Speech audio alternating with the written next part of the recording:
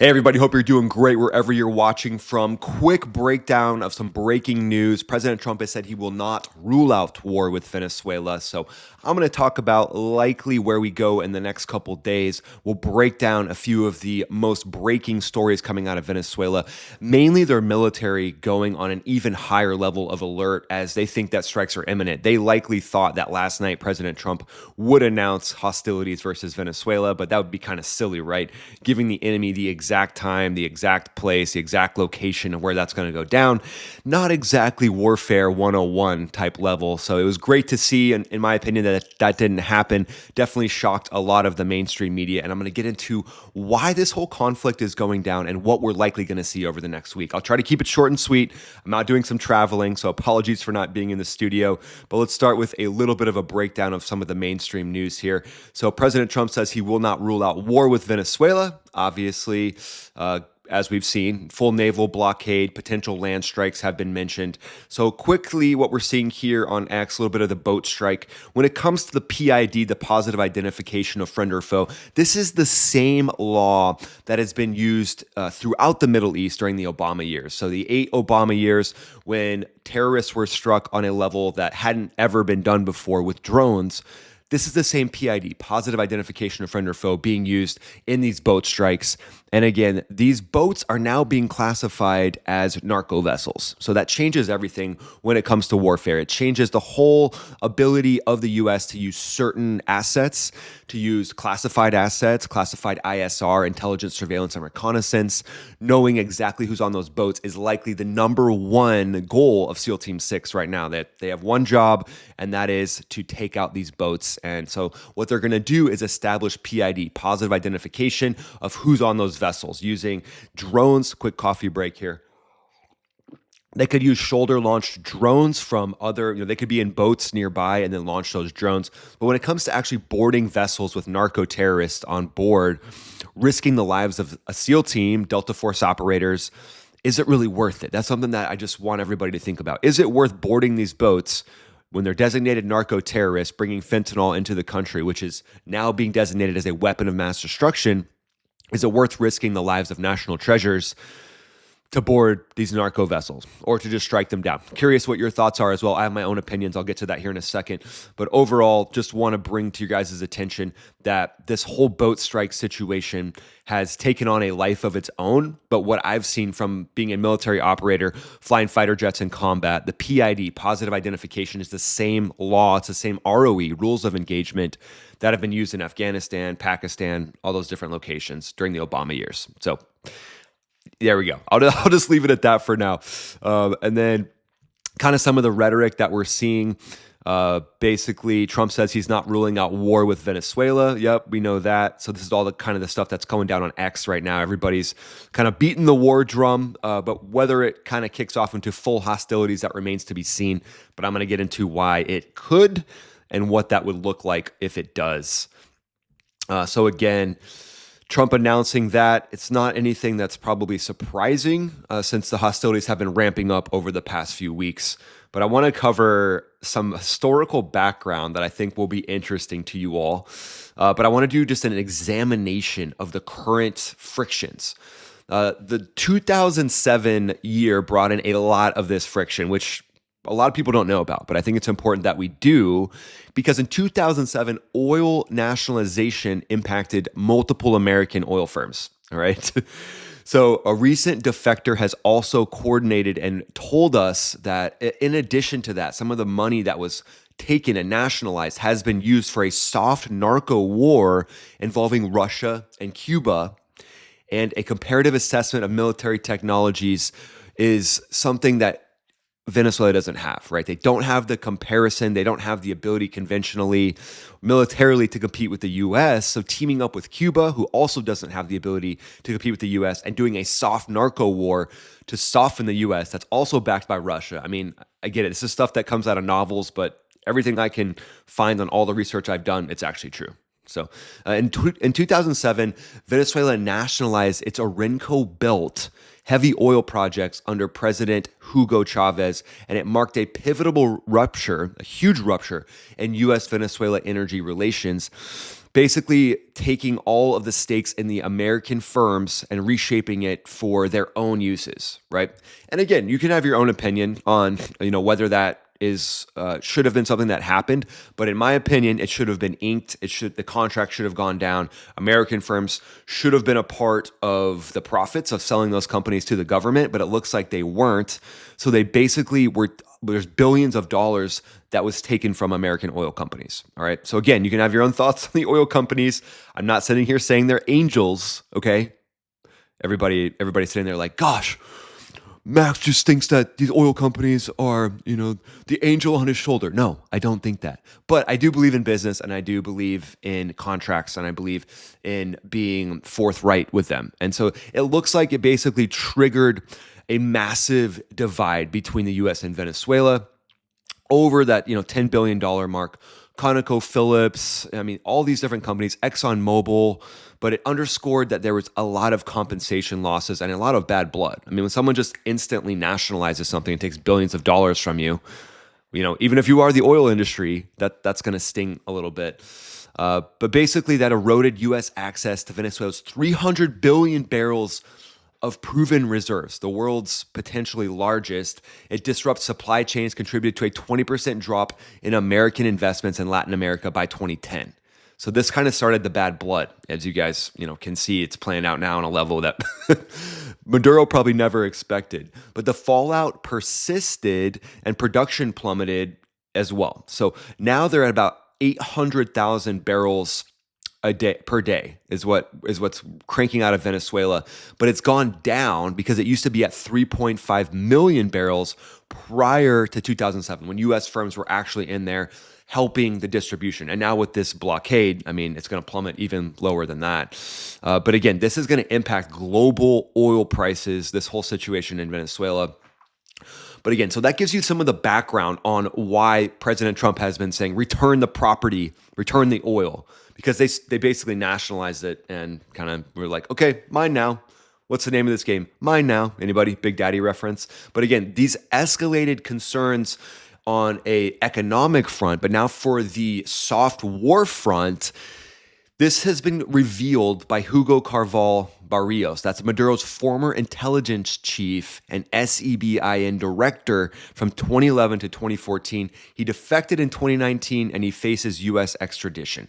Like, I think I've heard he's in Texas prison right now, but on December 3rd, 2025, he sent a letter from custody. Now, you can, whether he was trying to get a pardon from President Trump, who knows? But again, just let's take this at face value for a second, and then we'll deconstruct it and break it down, okay? So Carvajal, he alleged that Maduro orchestrated multiple high-level meetings with Russian FSB, those little Russian FSB guys, those nice guys. We all... they're great in Jack Ryan films, but Russian FSB operatives and Cuban DGI agents, their version of the CIA, met with Chavez since 2018 to launch a soft narco war targeting U.S. stability.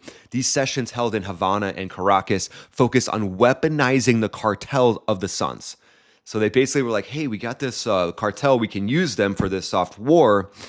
And we can use them as a military narcotics syndicate. That's something I want you guys to think of. A military narcotics syndicate is the pawn that the Cartel of the Suns became for the Maduro regime, for the Cuban regime, and for Russia to enact this soft war in the United States. The whole goal was to flood U.S. cities with fentanyl-laced cocaine, leveraging Venezuelan ports as transshipment hubs for Iranian and Hezbollah-supplied precursors. So all these different nations are coming in. They're trying to weaken the U.S. And this is a play that's been done for hundreds of years. If you look at the opium wars in China, this play tries to weaken the stronger. This play tries to weaken the stronger person on the playground. You can basically rewind it to the elementary school days. But you put it on a national level, and it's weakening the stronger one. That's basically what's trying to be done. So again, I want to reveal this strategy to you guys, and likely this is the unclassified version of what I can find from open sources. But there's probably just tons of information. Exact people, exact conversations, and the Trump administration has access to all that, and that's likely a big part of why this narco war on the Maduro regime is being done. It's really a war against Russia, if you think about it, and China might be at play too. Iran's at play, Hezbollah is at play. So all these nefarious actors are trying to weaken the United States. So it goes a lot deeper than just the boat strikes that we're seeing. And you're hearing it from me first, just from some of the research I've done. Do your own research. Remember, I'm a washed up fighter pilot on YouTube. But again, this looks like it's exactly what's going on. So the strategy's aim was economic destabilization through overdose epidemics, which we've seen in the US. Over 100,000 US deaths annually are linked to Venezuelan precursors from fentanyl. I mean, just think about that. And then gang empowerment was a big part of this, funding regime survival while eroding US border security and political cohesion. So they really want to divide us, right? They want the left to hate the right and vice versa, and they want to, supply all these different, basically fund a lot of these different protests, make them look organic, make them look real. This is kind of destabilization 101, and they're coming together as a team to try to do that. So this is the first time I'm kind of breaking this to you guys. I don't know how this video will do. I just want to get this information out there. I'll be intertwining it into follow-on videos as well. And I'll get into some of the tech as well about how the Venezuelan military is on red alert, because you know me, I might like military tech just a little bit. But Carvajal, that former leader of the CIA of Venezuela, detailed Russian proposals for undersea cable intercepts in the South Atlantic to spy on U.S. communications, integrated with Cuban espionage networks, embedding agents in migrant caravans, so getting them into the U.S., pretending that they're just migrants going to the U.S. So a lot of the people that have come in the U.S. over the past couple years, likely agents of Cuba, agents of Russia, agents of Venezuela, piping back information. And then Cuban involvement provided logistical expertise, drawing from its anti-U.S. playbook to amplify asymmetric threats without direct confrontation. So that's kind of the, CIA, espionage 101, not have a direct confrontation, but do a soft long-term play that destabilizes an entire nation, potentially generating 5 to 10 billion yearly for the black budgets of this program based on the sale of these illicit materials, these drugs. So these claims have been corroborated by DEA indictments, and they frame the current alert as a counter to hybrid warfare. And that's one of the things I want to bring to your guys' attention, is this is now hybrid warfare. So hybrid warfare means it's not just kinetic strikes, it's more focused on espionage, and it's focused on eroding the actual fabric of society. So there you go. Yeah, don't worry, we'll end on a positive note, but I want you guys to have that information.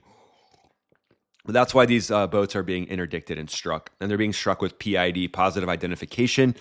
And that's something that all the operators that are on the pointy end of the spear have a lot of experience with. It's something I actually carried on my knee in a pack. There was a pack of ROE principles that we could flip through and look at while we're flying in a fighter jet at 500 miles an hour. Just make sure you're up, relatively high if you have to look at the pack. We would study it and memorize it, but there were certain times where you had to look at it and say, okay, is this a situation where I can actually use deadly force? So there you go. But when you look at Venezuela's new alert posture, what's actually going on with them right now? So their alert posture is on a higher level of readiness essentially every day. It relies on Russian-supplied legacy systems, and they're declared on maximum alert now, December 17th, with 200,000 of their troops mobilized. Their core defenses feature S-300 VM batteries. You guys have seen me talk about those before. Highly capable, 100-plus mile, almost 98,000 foot of reach. This is why airliners need to avoid the coast of Venezuela or any of that aid is at all costs. I'm just throwing that out there. I want to protect the flying public with that. But Caracas has a layered air defense, and it's paired with Buck M2Es. Those are SAMs for mid-tier coverage. And then you've got the S-300s, and then at the lower levels, you've got the man-pads. Man-pads about a 4 nautical mile range, but when it comes to takeoff and landing of airliners, that's kind of the bread and butter for any type of close-in shots. Su-30 Mk2s multi-role fighters supplied from Russia that can carry Kh-31 anti-radiation missiles for ship strikes. Got to watch out for the ship strikes. Got to get those Su-30s shot down right away, which I believe is likely why the F-35s from the U.S. Air Force are in theater in Puerto Rico right now. You're not going to see those bad boys on Flight Radar 24. No. The F-18s might go on Flight Radar 24, show their position, squawk, basically showing the Maduro regime that there is a presence out there that is pressuring you. But again, the F-35s aren't going to show up. The F-35s are likely the strikers striking down the Su-30s minute one if this conflict kicks off, so that those anti-ship missiles can't get up to altitude and actually get a far reach, because those things can have a 1,000-mile range. You have to be very careful with those things. So that's probably likely what the F-35 pilots are focused on. F-18 pilots likely focused on ground strikes rolling in first. And I've did this in yesterday's video, guys. The A-10, a prime jet that could roll into this country and do extremely great close air support for any troops on the ground. AC-130Js could also do great close air support. And again, this doesn't look like a massive campaign that is, being framed by some people as being another Afghanistan. I don't see that. This is surgical. So the way that the Trump administration has operated is more of a surgical approach to get positive identification, strike down these targets with the most surgical ability possible.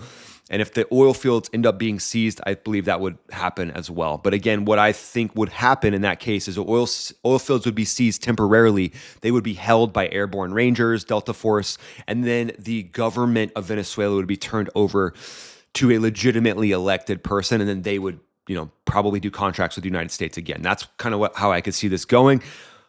What are your thoughts? I want to know what you think. I love giving you these updates. Even while I'm out on the road traveling, I can't help it. I got to keep going. So it makes me happy to bring you these updates. Let me know what you think with this new higher level of maximum alert, with Venezuela being on maximum alert, and why the U.S. is not letting up. Hopefully this video gave you some background on that. Let me know where you think the conflict goes in the next 48 hours. I'll keep this information coming to you. Follow me on X, follow me on Instagram, and if you would, just watch one of these videos that pop up right here. I would greatly appreciate it. I'll keep this global security breaking news coming to you as often as I possibly can, likely every day, likely every morning. So I'll see you on the next video. Thanks so much for watching, guys. This is Ryan, also known as Max Afterburner, signing off.